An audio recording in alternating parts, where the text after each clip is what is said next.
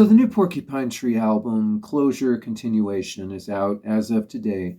I've listened to it a few times this morning and just wanted to take a bit of time to put together some quick initial thoughts and responses to the album itself, and some thoughts about why it's probably doomed to a lukewarm reception, regardless of its quality or content. I'm not really going to go into too much depth about the specifics of the actual songs or, really in-depth thoughts about the content of the music. If that's something you'd be interested in, let me know in the comments, and I can try to do it a bit later once I've had more time with it. As always, I'm Hans from Electric Brain, Electric Shadow. Be sure to look us up on Bandcamp or your preferred streaming platform if you are a fan of musically ambitious, emotionally nuanced, melodic but complex work. I do feel, reasonably comfortable putting out a review based on initial thoughts, partly because honestly, by the time that I've had a week or two to really sit with it, it's going to be out of the public consciousness anyway, for some of the reasons that I've already been talking about. And, partly also because I think Porcupine Tree, a lot of the music can be understood somewhat more readily, understood and appreciated somewhat more readily than a lot of the other major prog rock acts. Even if there are also enough details in the production and writing and arrangement that they do also stand up to repeat listen over time. And obviously, that kind of accessibility, that immediacy is really at the root of their success. It was interesting to me reading Wilson's book and discovering how much it seems to have been regarded as a disappointment that In Absentia wasn't a bigger crossover success, because personally, I actually knew a bunch of people who had no interest in or knowledge of Yes or King Crimson or Dream Theater who loved In Absentia, and then the string of stuff that they did after that. I bought In Absentia shortly after it came out because of the connection to Opeth, who were my favorite band at the time. And I loved it immediately, not because of any real kind of clear connection or influence with classic prog, but because, it was a catchy, accessible rock album with big, immediate hooks and slick production. But at the same time, it wasn't pandering or musically dumbed down or emotionally one-dimensional. It didn't have lyrics that felt like they were written to an audience of middle schoolers. And that was a rare thing then, and it's a rare thing now, And in some ways, I think it's actually more valuable to make smart, quality, accessible rock music than it is to do things that are explicitly a continuation of the prog rock tradition. But it means, among other things, that, this is a band where my long-term feelings about albums historically haven't been too different from my initial responses. So I thought I'd take a chance and give it a quick review. So an album like this, I think, is doomed to be kind of both an event and a non-event at the same time, right? It's an event because it's a new album by a band that's been absent for a really long period of time that is very well regarded, very significant. At the same time, it's a non-event because beyond a particular period of time, it's not really possible for something like this to have enough of an impact to justify the wait. The band's legacy has already been established. That gap in time can't be undone. And the stakes actually aren't very high around the quality or success of the album. So an album like this, I think, is kind of guaranteed to have a lot of attention and exposure relative to the standards of this type of music, while at the same time not really having any clear pathway to actually be a big deal. For that reason, I think it's pretty much guaranteed to ultimately seem like a bit of a disappointment. And that's especially true for a project involving Wilson, right, who's been actually more omnipresent since Porcupine Tree broke up than he was while they were still active. So there's a paradox here where this is both the return of something that's been away, but at the same time, it's dominated by a voice and creative presence which has kind of reached a point of saturation for a lot of people. That's a disadvantage this album has relative to, for instance, the Tool album Fear Inoculum, which is a recent release that I think kind of occupied a similar niche in a lot of ways. But for Tool, Maynard had been, while he's been active as a musician, he's been much more under the radar than Wilson. And what he is doing doesn't sound at all like Tool, right? So there really was a sense that we had not had any new Tool content in a long period of time. And that album seems to have been rapturously received by most of the fan base, even if personally a lot of it seemed to me kind of underwhelming. Wilson has been in a spot for the last couple of years where, a couple things are happening. The people who really love what he does have had him around for long enough that they've kind of started to work through that love and into a space where maybe they're more likely to find nits to pick. And the people who don't necessarily love him as much have heard enough from him and about him that maybe they're a little tired of the name, And that's not at all his fault or an issue of the music. It's just really, I think, a byproduct of being very successful within a particular niche, right? But it puts anything he does in a context where people are going to be more likely to focus on the relative faults of it. So in a few years, all that context is going to be stripped away, and the question will just be, is this another enjoyable Porcupine Tree album? And yeah, sure, seems like another enjoyable Porcupine Tree album.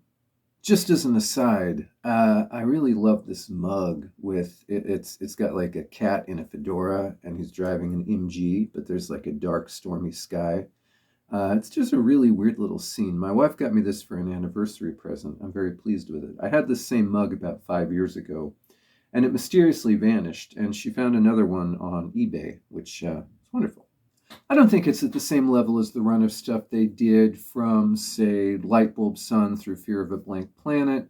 But, it's always great to hear Wilson's voice over complex rock music, and if I'm in the mood for Porcupine Tree or Steve Wilson, I think it'll satisfy that urge pretty well, with maybe the bonus of not having the level of hyper familiarity that I do with Lightbulb Sun or In Absentia. And probably it'll never, I don't think it'll ever have that level of hyper familiarity because, I don't think I'll ever listen to this album as frequently and obsessively as I did to the classic Porcupine Tree. Partly just because I'm never going to listen to anything as frequently and obsessively as I did those classic Porcupine Tree albums and other stuff that I was into in my early 20s. Some things that are notably impressive here. There are several places where having Wilson as the bassist leads to textures and arrangements that do sound pretty distinct from the old Porcupine Tree material. Significant examples might be Harridan, which, is driven by a very kind of dense and active bass line. Rat's Return, which has a cool rhythmic texture with some tight sync between the drum and the bass. Chimera's Wreck uses a very thick, loud bass part as a way of creating a big dynamic shift where 15 years ago, they would have used a heavy guitar line instead. And speaking of the heavy aspect of what they used to do, while I appreciated those heavy riffs as a textural element for variety, I really personally never felt like Wilson was that effective as a heavy riff writer. And I actually kind of appreciate that they have mostly let go of that aspect of their sound here. It also seems like Wilson is using his falsetto here in a couple different places in this album in ways which I think pull influence and texture from his more pop stuff in actually a pretty positive way. The song Walk the Plank has kind of a cracked falsetto, which reminds me a bit of something he would have done maybe on the Storm Corrosion album. Not that that's a pop album at all, but it's another album where he did some interesting vocal technique experiments that seem to have informed what he does here. In general, it does seem like he's aged really well as a singer. If he's lost any kind of range or power, then it's not at all noticeable. And he has gained, I think, some texture and control relative even to what he had when Porcupine Tree split. And structurally, these songs are, a lot of the time, the songs are allowed to sprawl or wind or build. They're allowed to take some space to explore their ideas. And I do appreciate that. Although, to transition into downsides, they're not always using that space to do something that is surprising or striking. Nothing here feels unexpected, and in some cases, the arrangements end up feeling a little bit empty and arid, right? The song Dignity, it just kind of sits there for 8 minutes. Rat's Return starts with that awesome drum and bass texture that I mentioned earlier, but the build up from that beginning feels a little bit pro forma. As great as it is to hear Richard Barberi's keyboard textures again, and as much as I love really just the amazing work he's done with Japan, with Porcupine Tree, the great album he did with Timbo Ness, there's kind of a familiarity. I don't want to be too critical of it, but the limitations of his style. This is really the first album where I've been aware of the limitations of his style as a keyboardist, or where it started to maybe feel like his thing is a little bit too obvious, too familiar. I've seen a lot of fire trained on Wilson's lyrics lately, and personally, I think when he's on, he's an excellent lyricist. He's written some really smart and lovely things that I can't imagine anybody else writing. I do think that when you generate a high quantity of musical ideas, then sometimes you get put into a corner where you have to write a lyric when you don't necessarily have that much to say. I, as a lyricist, am painfully aware of that phenomenon. And when that happens to him, I think maybe it tends to be more obvious because his voice is at the forefront in a way that maybe it's not in a lot of other progressive rock or artsy metal. His voice tends to be at the forefront, and, he sings very intelligibly. You can often tell what he is saying. And that can be, a mixed blessing. All that being said, I don't want to call out particular examples or dwell on it too much, but this album really does have a pretty poor, notably poor hit to miss ratio in the lyric department. A lot of people have noted that the 3 bonus tracks are some of the stronger cuts on the album, and I would agree with that. They're not radically better than the median song, but they're better than at least one of the album cuts. It's not clear on the first couple of listens why on earth they would have put Dignity on the full album instead of any of the 3 bonus tracks. And this isn't the end of the world, I suppose, but as a lot of people have noted, it's frustrating that the 3 bonus songs are only available on the more expensive editions of the album. There should be space on one single disc for the whole lot of it. And having 3 of the better songs tacked on at the end really doesn't do the sequencing any favors. So the verdict overall, I think this is one of those albums that by the time everyone's actually heard it, it'll have maybe worn out a lot of the momentum that it generated just by existing. I'm probably going to listen to it several times in the next few days, and then maybe not much at all for a while after that, maybe even a year or two.